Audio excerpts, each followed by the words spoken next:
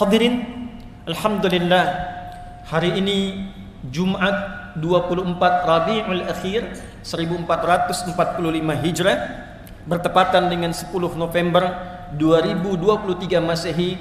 Kita yang terpilih untuk menunaikan Jumat di Masjid Al-Falah ini, semoga Jumat yang kita tunaikan hari ini dijadikan oleh Allah Subhanahu wa taala sebagai Jumat terbaik yang pernah kita tunaikan. Hadirin, setiap insan, terlebih bila ia insan beriman yang menjalani kehidupan di dunia, sudah pasti mendapatkan dan menginginkan harapan hidup yang sukses dan membahagiakan.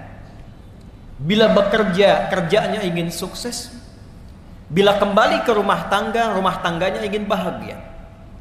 Bila pulang kembali kepada Allah ke akhirat nanti, di dunia ini yang sebentar saja dan sebentar lagi kita akan kembali, juga diharapkan pulangnya sukses dan wafatnya dalam keadaan tenang dan bahagia.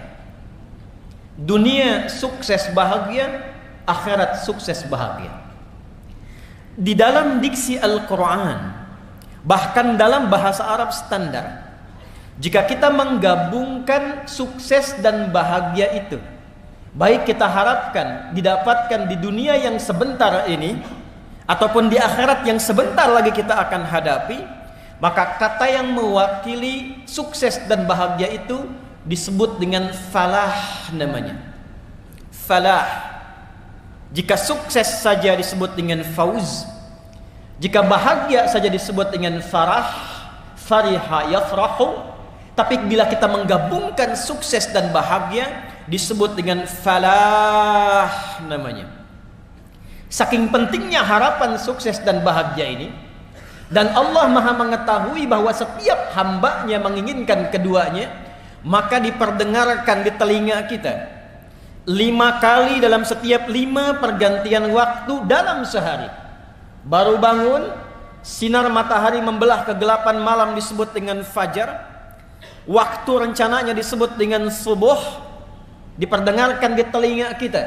Dalam bahasa Arab telinga disebut dengan udhun, jamaknya disebut dengan azan. Dalam lantunan azan itu diperdengarkan baru kita bangun dari tidur, hayya 'alal falah.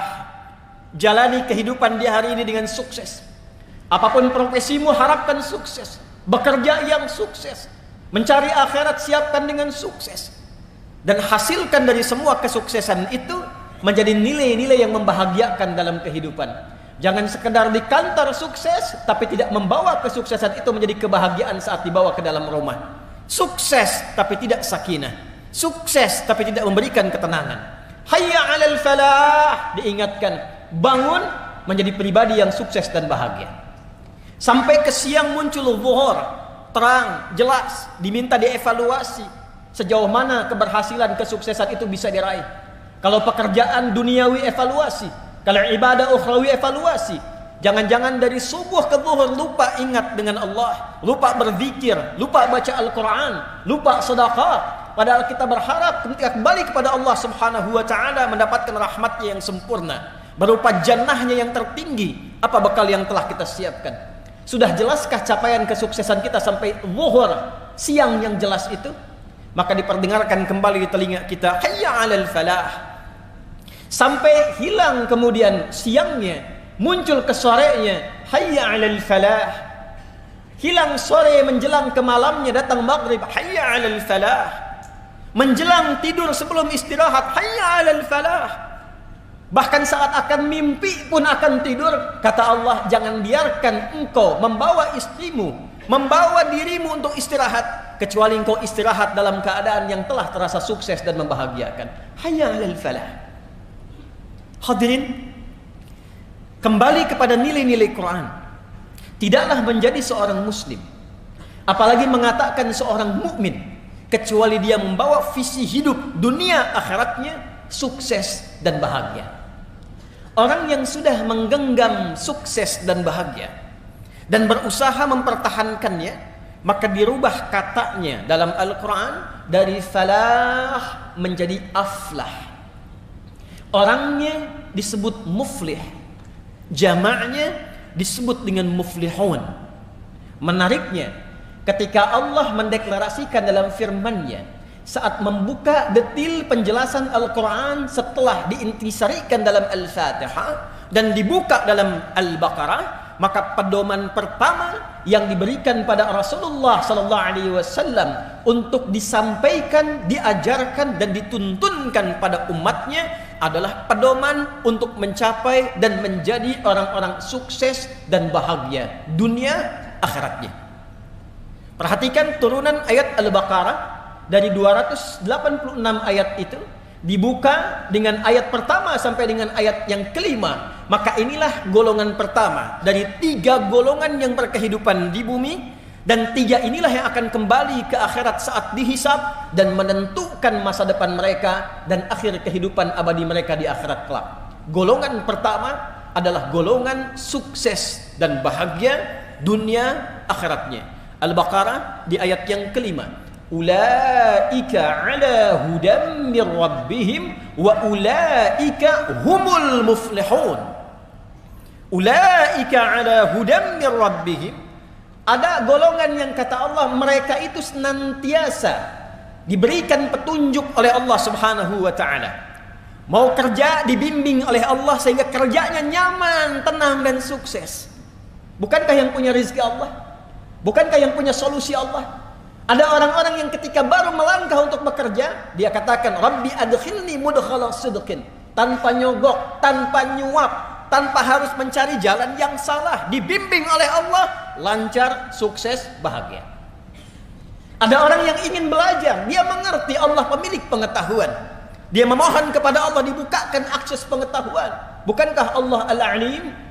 Maka dia dekati Rabbnya, dia dekati Allah Subhanahu wa ta'ala, dan dia ikuti pedomannya. Ulaika ala hudam mir rabbihim, maka diberikan petunjuk oleh Allah Subhanahu wa ta'ala, dibimbing, mendapatkan lompatan kecerdasan, mudah memahami, mudah untuk mengamalkan semua aspek kehidupan, baik dengan tenaga, baik dengan ilmu, baik dengan harta, baik dengan pengetahuan. 4 aspek yang menjadi bekal kehidupan manusia di dunia ini diberikan pedomannya oleh Allah sehingga mudah diantarakan kepada kesuksesan dan kebahagiaan.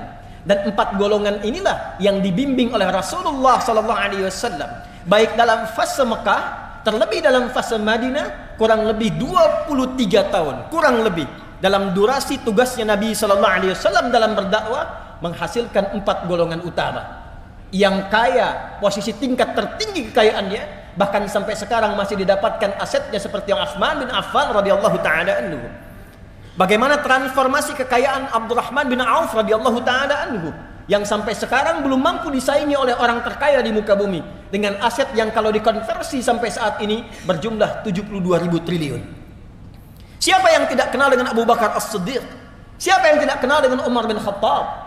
Di aspek pengetahuan ada Ali bin Abi Thalib, ada Abu Hurairah radhiyallahu taala anhu, ada Salman Al-Farisi radhiyallahu taala anhu, dan semuanya sukses melintasi zamannya, berbahagia, diingat, dikenang oleh setiap zaman dan masa yang telah bahkan dilaluinya. Hadirin, ulaika ala hudam mir rabbihim wa ulaika humul muflihun. Dan sebelum kata muflihun, Allah tegaskan dengan menggunakan dhamir, kata ganti munfasil yang berfungsi dalam ilmu balaghah sebagai ta'kid, penguat pada informasi yang disampaikan. Rumus tafsir mengatakan, jika tidak dirinci siapa yang dimaksud orangnya, tidak disebutkan namanya, maka pedoman itu berlaku bagi setiap orang, setiap zaman, setiap masa yang menginginkan capaian yang sama, ingin sukses, ingin bahagia, ingin dikenang di setiap masa sampai ke akhirat mendapatkan kesuksesan dan kebahagiaan itu. Dan saking pentingnya ini, Allah menegaskan dengan taukid, wa ulaika humul muflihun. Di luar Al-Quran bisa kita katakan wa ulaikal muflihun, tapi Allah tegaskan lagi dengan kata hum untuk memberikan kesan. Apakah Anda generasi sekarang menginginkan sukses dan bahagia seperti yang telah mereka raih? Apakah Anda menginginkan kehebatan yang dikenang seperti yang telah mereka raih? Jika Anda menginginkannya, masuklah pada golongan muflihun di ayat ini dan ikuti setiap tahapan-tahapan yang telah diterangkan dan dipedomani dalam Al-Quran pada ayat-ayat sebelumnya. Hadirin, siapakah al-muflihun yang dimaksudkan dalam pembuka Al-Quran di surah Al-Baqarah ini? Ketika Allah mengatakan ulaika dengan menggunakan isim isyarah, maka berlaku rumus tafsir. Tidak diterangkan ayat dalam Al-Quran siyaq kecuali harus merujuk kepada ayat-ayat sebelumnya, sibaq, dan kaitan dengan ayat setelahnya, lihaq.